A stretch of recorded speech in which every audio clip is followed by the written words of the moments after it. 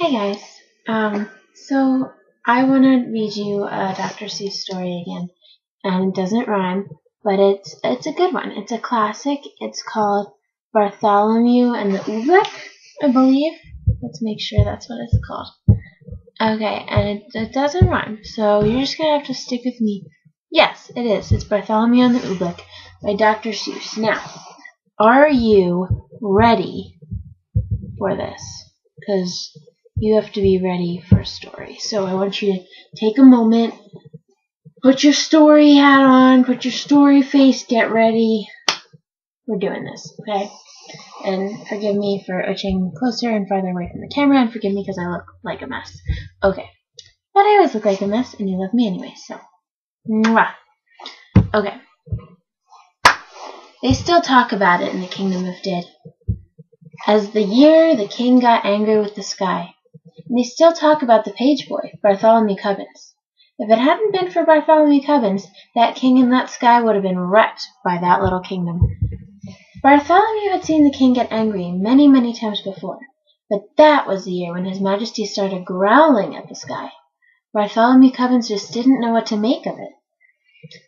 Yet all that year, the old king did, and all year long he stared up into that sky in the air above his kingdom, muttering and sputtering through his royal whiskers. Humph! The things that come down from my sky. All spring, when the rain came down, he growled at that. And all summer, when the sunshine came down, he growled at that. And all autumn, when the fog came down, he growled at that. And that winter, when the snow came down, he started shouting, "This snow, this fog, this sunshine, this rain, bah! These four things that come down from my sky." "But, King Derwin," Bartholomew tried to calm him, "you've always had these same four things come down." "That's just the trouble," bellowed the king. "Every year the same four things. I'm mighty tired of those old things. I want something new to come down." "Something new come down?" Bartholomew gasped. "That's impossible, Your Majesty. You just can't have it." "Boy, don't you dare tell me what I cannot have. Remember, Bartholomew, I am king." "I know, sire," said Bartholomew. "You rule all the land, and you rule all the people. But even kings can't rule the sky." "Can't, eh?" His Majesty flew into a terrible rage. "Well, maybe other kings can't do it, but maybe I'm the one king who can. You mark my words, Bartholomew Cubbins, I will have something new come down." But how to get something new to come down? That was a rather hard thing to think up. And for many days, the old king stomped around trying to figure out some way to do it. Then finally, late one night, when all the lords and ladies of this place were fast asleep, just as the king was buttoning his royal nightshirt, he suddenly stopped still. A strange wild light began to shine in his gray-green eyes. "Why, of course," he began laughing. "Ha! They can do it! They can do it for me! Bartholomew Cubbins, blow my secret whistle! Quick! Quick! Quick! Call my royal magicians." "Your magicians, Your Majesty?"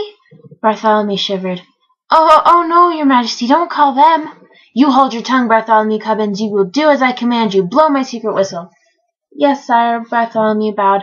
"But, Your Majesty, I still think that you may be very sorry." He took the king's secret whistle from his secret hook. He blew a long, low blast down the king's back secret stairway. Then a moment later he heard them coming.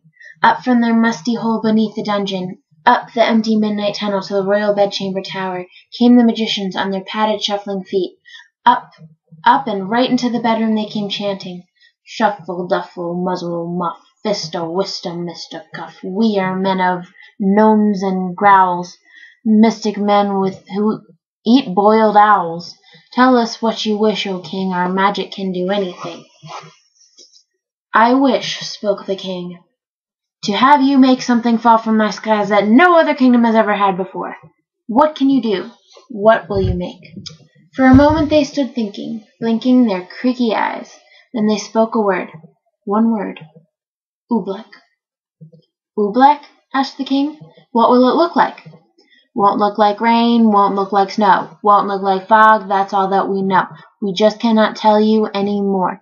We've never made oobleck before." They bowed. They started toward the door. "We go now to our secret cave on Mystic Mountain Necatave. There all night long we'll work for you, and you'll have oobleck when we're through." "They'll do something crazy," whispered Bartholomew. "Call them back, your majesty. Stop them." "Stop them? Not for a ton of diamonds," chuckled the king. "Why, I'll be the mightiest man that ever lived. Just think of it. Tomorrow I'm going to have oobleck." It took Bartholomew a long time to get the excited king, to sleep that night.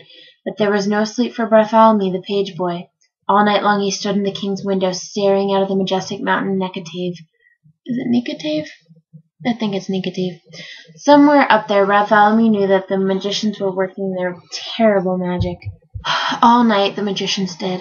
All night they walked circles around their magic fire, making magic mumblings with their clucking tongues.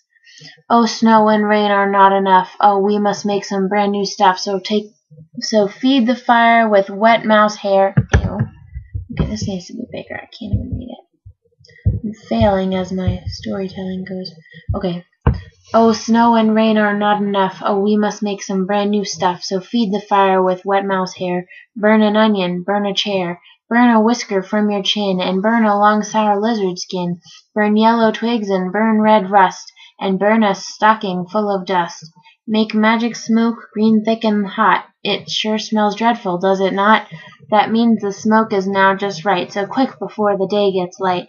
Go magic smoke, go high, go rise into the kingdom sky. Go make the oobleck tumble down on every street and every town. Go make the wondrous oobleck fall. Oh, bring down oobleck on us all." This is not good. Dawn was just breaking, and Bartholomew was still standing, trembling, watching at the bedchamber window.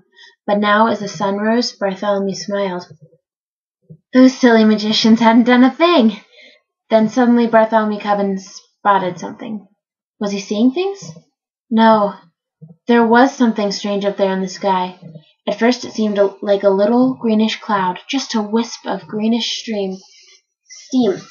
But now it was coming lower, closer, down towards the fields and farms and houses of the sleeping little kingdom. It was swirling around the topmost turrets of the palace. Little tiny greenish specks were shimmering in the air, right over his head. Queer little greenish blobs, just about the size of grape seeds. He stretched out his hand and he started to catch one. Then he pulled his hand back. There was something frightening about those blobs. Bartholomew slammed the window shut. "Wake up, your majesty," he shouted. "Your oobleck, it's falling." The king sprang out of his royal bedsheets. "By my royal whiskers, it is!" he cried. "Oh, that beautiful oobleck, and it's mine, all mine!" "I don't like the looks of those blobs, sire," said Bartholomew. "They're coming down now as big as greenish peanuts." "The bigger the better," laughed the king. "Oh, what a day! I'm going to make it a holiday. I want every man, woman, child in my kingdom to go out and dance in my glorious oobleck." "Out in that stuff?" asked Bartholomew. "Do you think it's really safe, sire?" "Stop asking foolish questions," snapped the king. "Boy, you run to my royal bell tower. Wake my royal bell ringer. Tell him to ring the great holiday bell." For a moment Bartholomew Cubbins didn't move. "Run!" barked the king. Bartholomew ran. Scrolling, scrolling over the cloudy seas. Okay. Across the sleeping palace Bartholomew ran. Then up the ladder to the high bell tower he climbed in the bell ringer's little cubby hole in the belfry. "Ring your bell," he called. "His Majesty the King proclaims today a holiday." The old man crawled out of his cot. He grabbed the bell rope. "What's the holiday for, Bartholomew?" "You'll find out soon enough," said Bartholomew. The bell ringer yanked the rope. Nothing happened. He yanked it harder. Still nothing happened. "Huh? What's wrong with my bell?" he murmured. "I'd better take a look outside." He poked his head out through the little trap door.